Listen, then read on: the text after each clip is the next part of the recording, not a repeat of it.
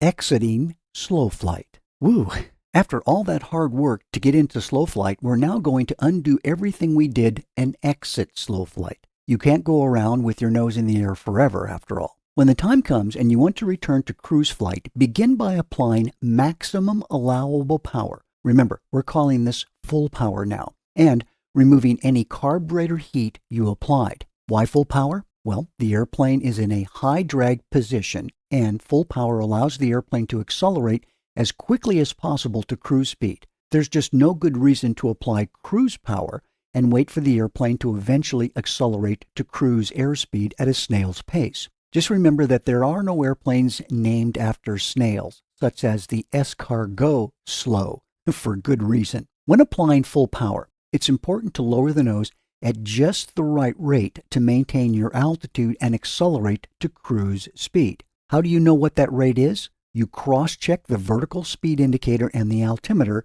to keep their needles stationary during the transition. Given the amount of nose-up elevator trim you applied to hold the slow flight condition, you'll need a great deal of forward elevator pressure to initially maintain your altitude during this transition. It's helpful to immediately apply some nose-down trim after adding power to prevent the need for excessive forward pressure on the elevator.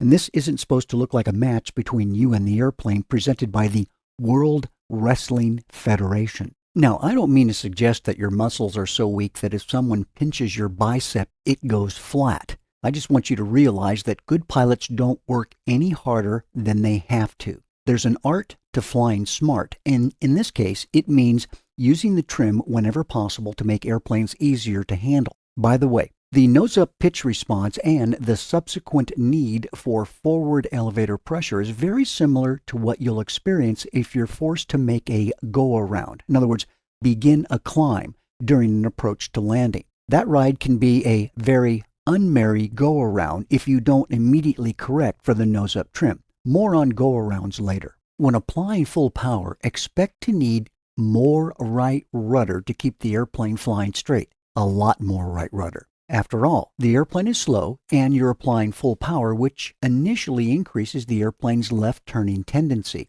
So push on that right rudder pedal enough to hold your heading to keep the nose pointed straight ahead while keeping the wings level with the ailerons. As the airplane accelerates, you'll find that you need less and less right rudder to keep the airplane flying straight, but you will need more nose-down trim. Use whatever trim is necessary to reduce the forward pressure you're applying through the elevator control. As you approach the chosen airspeed, modify the power setting to maintain that speed or reduce power to a selected cruise power setting and be satisfied with the resulting speed. It's your choice, but it's a choice. Flying is a series of trade-offs. In most flight training situations, you really don't need to cruise around at any specific airspeed. Instead, your instructor might have you set the power to a previously agreed upon value that produces a speed that keeps you from achieving warp factor 7 and exiting the practice area every 15 seconds. So you make the call here, but hopefully